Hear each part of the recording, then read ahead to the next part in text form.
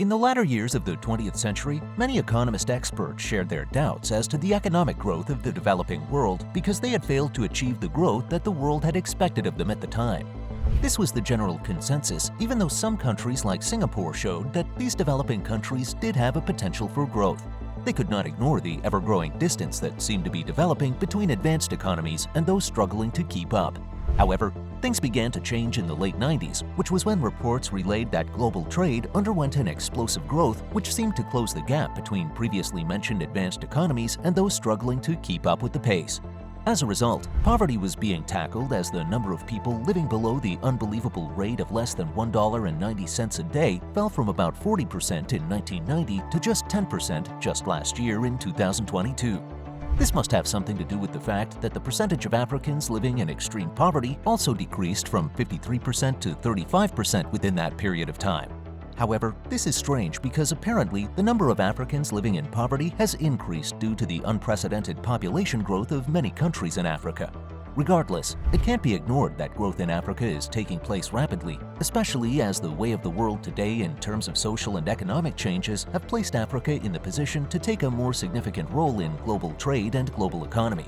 The question now is, how is this growth taking place in Africa, and why are some countries over there experiencing their desired growth while others may be doomed to linger in poverty?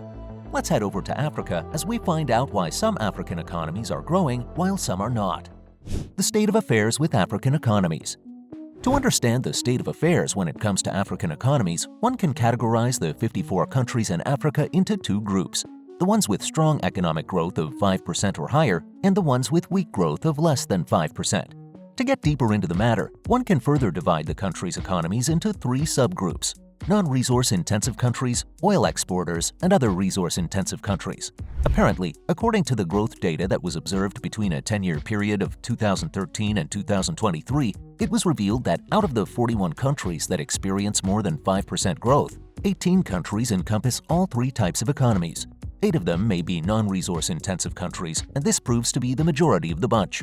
As such, we can now ask why some of these African countries may be achieving a certain level of growth while others just don't seem to be getting off the mark, if you will.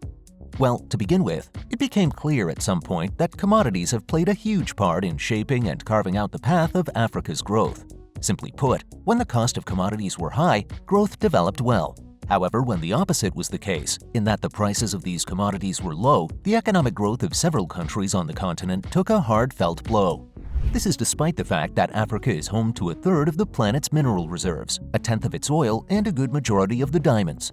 Despite these blessings of natural resources, it's a shame that Africa is still the poorest continent on Earth.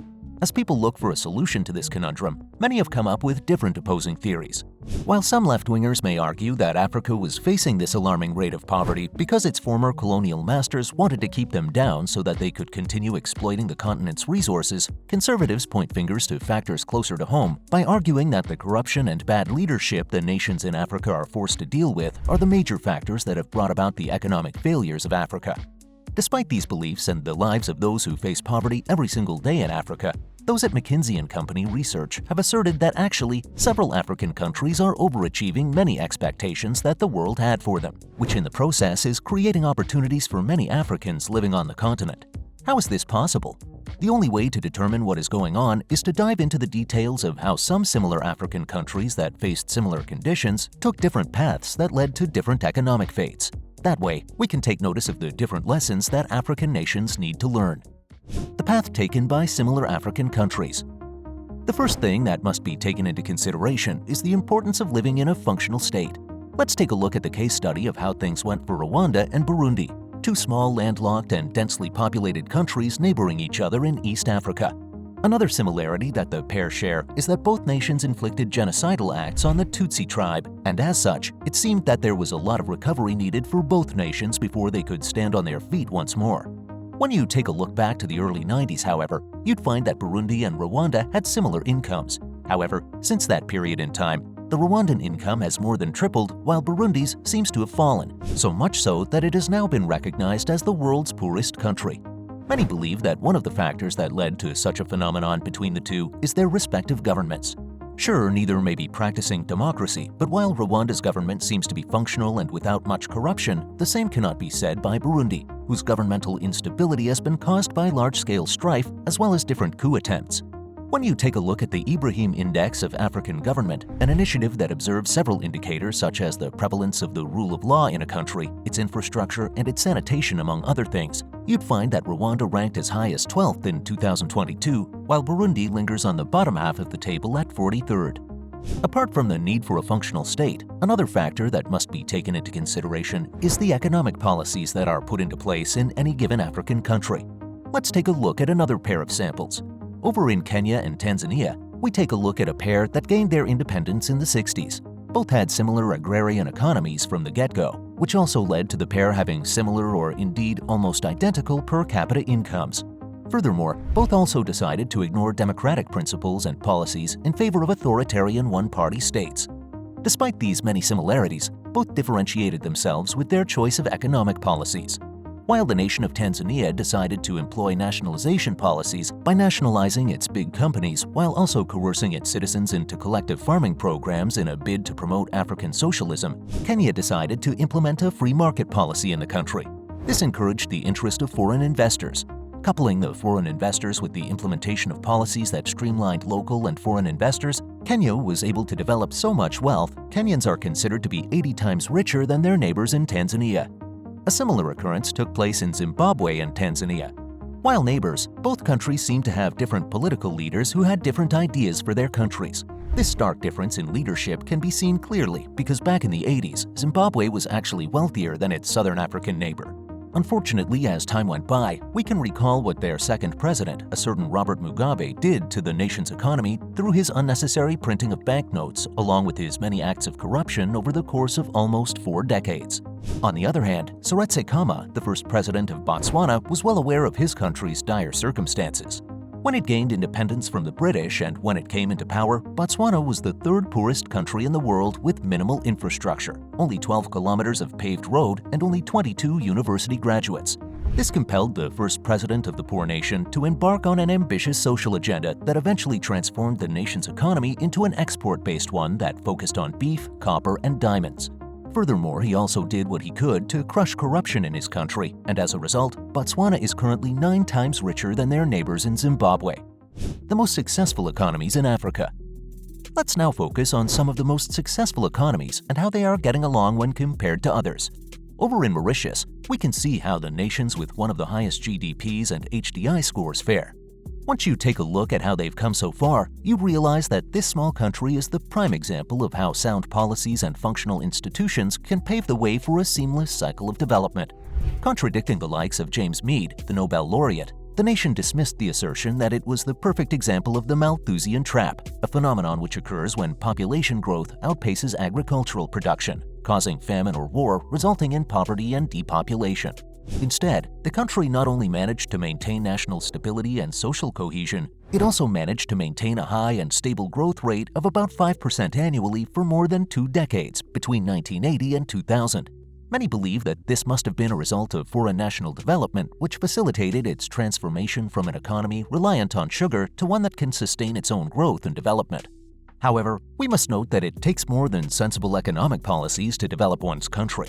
Simply put, while other countries have attempted to boost manufacturing by attracting foreign investors, only a handful of countries have succeeded. Mauritius has proven that the resilience of one's institutions is integral towards such growth. While Mauritius has been able to maintain a low level of corruption and a peaceful political and governmental system, the likes of its neighbor Madagascar shows exactly how lacking the aforementioned political factors will cause your downfall despite having a ton of resources in your country. Thanks to the corruption that was growing in its socialist system, as such, nobody was interested in investing in a country like Madagascar where the government could seize local and international farms and companies. This led to a massive economic collapse, which in turn caused discontent and social instability in the island nation of Madagascar. Corruption and mismanagement. Alas, as we continue with this video, we cannot ignore the fact that corruption and mismanagement of a nation's resources can lead to the destruction of a nation's economy. Take a look at Nigeria, the country with the largest economy in Africa thanks to its abundance of oil. Unfortunately, this abundance in oil resources has been met with unethical practices that has been detrimental to the development of the West African nation. Considered to be one of the most corrupt countries on the planet, it's a shame because The Economist has predicted that with all things being equal, the size of Nigeria's economy should triple by 2030. Unfortunately, we cannot say if they would be able to get rid of the corruptive elements that hinders its progress. Yet, it has been able to experience economic growth in the last decade or so thanks to policy reforms in its non-oil sectors, but this may come to an end if it doesn't diversify its economy from its reliance on oil. Right now, many predictions cannot be done because of the unstable distribution of power in the country. Corruption and nepotism has become the order of the day, and as we all know, this has led to the inefficiency that many countries experience when cronies rather than experts are put in charge of institutions. In contrast with Nigeria, South Africa has been able to diversify its economy, so much so that it's the second largest economy and the most technologically advanced one in all of Africa, despite also having to deal with certain levels of corruption. This was achieved by the cooperation of stakeholders and the effective institutions that come together to achieve a common goal: the growth of the once divided country following the expulsion of apartheid from their country. This led to the growth of the middle class and an increased fiscal space, which made it possible to broaden access to public services and grants, which helped reduce poverty in the country. In essence, trade within and outside Africa may create the general growth of all countries in Africa. So, while Nigeria, for example, may need to diversify its economy, Rwanda is welcoming tourists and investors with its hospitality. Hopefully, with time, things will fall into place as the nations within it develop. Furthermore, this may make room for the ever-growing population of the continent, because right now, a lot of Africans are living in poverty. A third or more of the children do not even finish high school, which may pave the way for unskilled labor in the future. With any luck, these nations will be able to curb their vices so that they can create a viable future for its people. With that, this video has come to an end. Want to see how even the richest countries have problems? Why don't you watch this video on why the US won't pay down its debts? Also, why don't we take a look at how some countries are trying to challenge the dominance of the dollar by watching our video, The Imminent Expansion of BRICS, the direct challenge to the American dollar. Also, don't forget to like and subscribe. Until next time, goodbye.